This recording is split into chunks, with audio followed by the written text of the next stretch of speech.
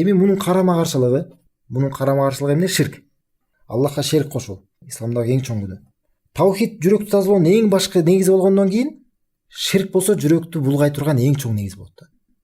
Эң башкы жүрөктү буза турган нерсе бул эмне? Жүрөктү өлтүрө турган, жүрөктү ушундай бузуп өлтүрүп сала турган нерсе эмне экен? Бул ширк. Анткени эмне? Ширк деген баардык соопчулук иштерди жок кылат. Билесиз, ширк адам эгерде ширк кыла турган болсо, баардык соопчулук иштердин баары күйүп кетет. Анткени Аллах Таала Кур'ан айткан: "Валакад ухия илейка ва илаллазина мин qablик ла ин ашракта ла яхбатанна амалук ва ла такунанна минал хасирин." Аллах Таала пайгамбар саллаллаху алейхи Мухаммад пайгамбарга кайрылып айтып атат. Сага вахий кылынган дейт. Сага айтылган. Жана сага чейинкилерге да айтылган эле, эгерде ширк кылган болсоң дейт, Аллахка шерик кошсоң, кылган амалдардын баарысы күйүп кетет эле дейт. Кылган амалдардын баарысы жок болуп кетет эле дейт. Жана сөзсүз сен зыян тартуучулардан болуп калат элең дейт. Балиллага фабут ва кум минаш шакирин. Тескерисинче жалгыз Аллахка ибадат кылгының жана шүгүр келтирүүчүлөрдөн бол дейт.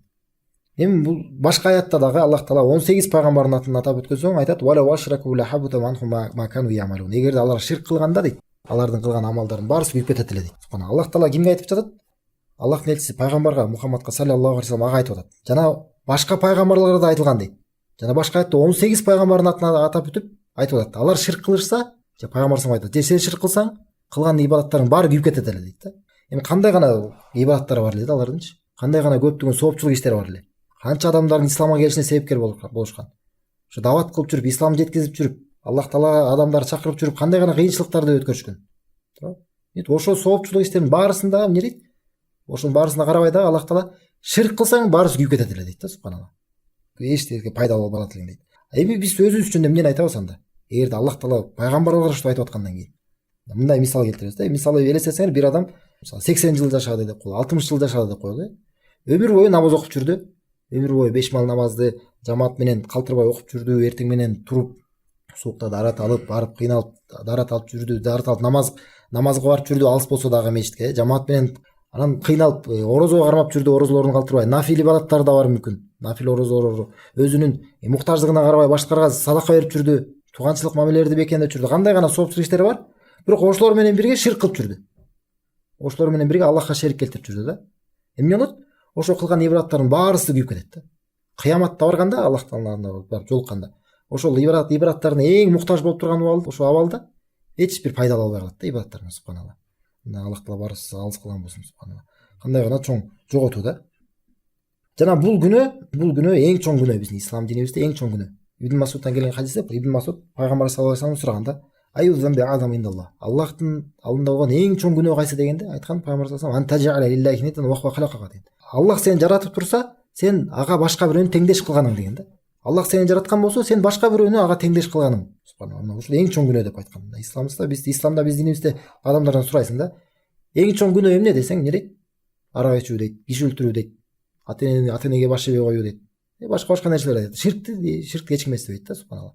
Бул эмне? Шайтан адаштырып койгон да биздечи. Ширкти жөнөкөй күнөө кылып көрсөтүп койгон да. Адам ширкти кандай бир жөнөкөй эле күнөө, жана мурдуна чымын куюп койгондой сыяктуу эле да, айдап койгондой сыяктуу. Ошо адамдардын көзүндө ширк жөнөкөй көрүнүп калган себептүү анан ширкке түшүп калышат да, субханалла. Же башка бирөө ширк кылып атса, аны кайтарбайт ширк кылып атканчы. Башка бирөө арак ичип кетсе, кетишке барып ага насаат кылышат. Болгон аракеттерин жүрүшат да, аны токтотконгочу. Ширк кылып жүрсө, көз алдында жакындары мисалы гороскоп көрүп жүрсө, же арбактарга кайрылып жүрсө, тумар таанып жүрсө, аны эчтеке бир кандай проблема катары көрбөйт да. Жана чымын койгондой эле, айдап койгондой эле, ошондой эле сыяктуу кылган да, субханалла. Бирок исламда эң чоң күнөө да, эң чоң күнөө. Киши өлтүрүүдөн дагы, урлуктан дагы, зынадан дагы, башка күнөөнүн баарысынан эң чоң күнөө, эң улуу күнөө да, субханалла. Окуя бар да, Шейх Ан-Наджинин Китабут Таухид деген китабы бар. Ошо ла иляха илlalloh тууралуу Китабут Таухид деген жазган китабы бар. Анан ал ошол шейх Китабут Таухидти кайра окуп өтө берчү экен да, өзүнүн шакирттерине. Окуп бүтөт дагы, окуп бүткөн соң бүтүрүп туруп эле кайра окуп баштайт экен. Ошо ширкти баяндай турган, ширктин түрлөрүн баяндай турган китап да. Анан окуп бүткөндөн кийин эле кайра баштай берсе, анан шакирттер тажап кетиптир да. Тажап кетип анан кел, устаз, башка китапты окуп өтпөйлү дептир да. Башка китеп өтпөй десе, анан тиги шейх болсо кичине капаланып, анан макул, анда эртең жолугалы деп, анан эртеси келип анан айтат да. Жаңылык уктаарбы дейт да, жаңылык уктаарбы дейт. Кошуна айылда дейт. Бирөө деген өзүнүн энеси менен жатып алыптыр дейт да, субханалла. Өзү энеси менен жыныстык катнаш кылып жатып алыптыр дейт, аузубилля. Десе субханалла, аузубилля деп баары теңдеп дейт да. Кандай гана чоң күнөө, кандай гана элдер бузулду, андай арайсыз нерсени айтышат да. Айтат, жок, бирок такташ керек дейт. Анан эртеси келип туруп айтат, жок, андай болбоптур дейт. андай болот. Жөн эле бирөө ошо бир үйгө киргенде дейт, ошол жакта үйдөгү жиндерге арнап деген бир тоокто союп коюптур дейт да. Алхамдулилла анчалык деле чоң күнөө эмес. Ушундай сыяктуу да мындай реакция кылышыптыр да. Дегенден айтат да, анда биз кайра китепти ачкыла, эчке түшүнбөптүрсүңөр дейт да. Китабы таухид. Эмне карасаңар, биринчи күнөө канчалык оор күнөө да. Кандай гана ыплас нерсе да, кандай чоң күнөө да. Ошону адам кылган болсо дагы, аны бир эмес 100 жолу 1000 жолу кылган болсо дагы экинчи күнөө менен тең келбейт да. Экинчи күнөө менен тең келбейт. Аллахтан башка бирөө курмандык чалуу, бул эмне? Бул ширк. Аллахтын акысын бузуу. Аллах Таала эч качан кечирбеген күнөө, ислам динибизде эң чоң күнөө, эң улуу күнөө. Биринчи күнөө канчалык оор болгон болсо дагы экинчи күнөө менен тең келбейт да, субханалла. Жана бул жалгыз Аллах Таала кечирбеген күнөө. Биз айтабыз, Аллах Таала мээримдүү, ырайымдуу, кечиримдүү айтып жүрөбүз. Ошонун баарысына карабай эмне? Аллах Таала жалгыз бир күнөөнү кечирбейм деп айткан да. Ушуну адам түшүнгөн болсо дейт, ага жетиштүү болот эле да. Ошо ширкти, таухидти үйрөнүп башташ үчүнчү. Не бул Аллах Таала кечирбеген күнөө? Мына Аллах Таала Кур'анда айтат: "Инналлаха ла яғфиру юшрика бихи ва яғфиру ма дуна залика лиман яша." Чынында Аллах Таала ширк кылганды кечирбейт, ширкти кечирбейт, бирок андан башка күнөөнүн баарысын кимге кааласа кечирет дейт да. Аллах Таала ширкти кечирбейт дейт. Бирок мунун мааниси эгер ширк кылып жүрүп адам тобо кылбай өлүп кеткен болсо да, бул дүйнөдөн. Ал эми адам тобо кыла турган болсо, Аллах Таалага кайтып ширкти таштай турган болсо, Аллах Таала бардык күнөөнүн баарын кечирет. Инналлаха яғфиру зунуба жамиан деп Аллах Таала Кур'анда айтат. Чынында Аллах Таала бардык күнөөлөрдү кечирет деген да. Жана ким ширк кыла турган болсо, Аллахтан башка бирөөгө шерикти кошо турган болсо, эмне болот? Ага бейишке баруу арам болот. Ага бейишке баруу арам болуп калат. Субханалла. Жана бара турган жери тозок болот. Жана эч качан ал жактан чыкпайт да. Бейишке баруу арам болуп калат да, субханалла. Кандай гана чоң жоготуу да. Аллах Таала Кур'анда айтат: "Иннаху ма юшрик биллахи фaqat харрамаллаху алейхил жанна." Чынында ким Аллахка шерик кошо турган болсо, кимде ширк кыла турган болсо дейт, Аллахка шерик кошсо, ага бейиш арам болот дейт. Ага бейиш арам болот дейт.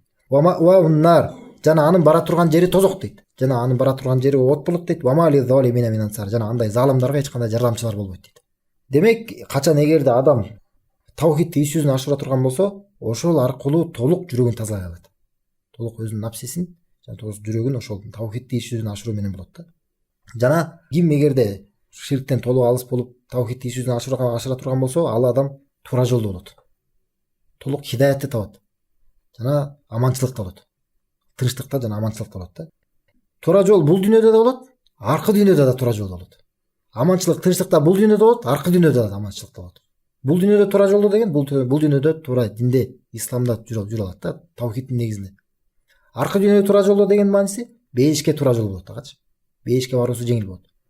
Бул дүйнөдө аманчылык, тынчтык болот дегенде, бул дүйнөдө ар кандай адашуулардан, ар кандай апат, балелерден аман сак болот дагы, аркы дүйнөдө азаптардан сак болот. Аллах Таала бул тууралуу айткан: "Ва далил аллазина аману ва лам ялбису иманахум бизулм, улайка лахум амну ва хум мухтадун." Ким иман келтирип, иманына зулумдукту аралаштырбаса дейт. Бул аят тууралуу, зулумдук тууралуу Пайгамбар саллаллаху алейхи ва саллям өзү айткан, эмне деген ширк деген. Ким иман келтирип, анан кийин ширк кылбаса дейт. Ким иман келтирип туруп ширк кылбаса, эмне дейт? Алар аманчылыкта болот дейт. Алар тынчтыкта болот, жана алар туура жолдо болот дейт. Мааниси тафсир эмне дейт? Бул дүйнөдө жана ахиретте дагы. Жана качан эмне дедик? Качан пенде бардык ибадаттарын жалгыз Аллахка арнап, Аллахта бардык ширктин түрлөрүнөн алыс боло турган болсо, мына ушул жүрөктүн тазалоосунун эң башкы негизи болот.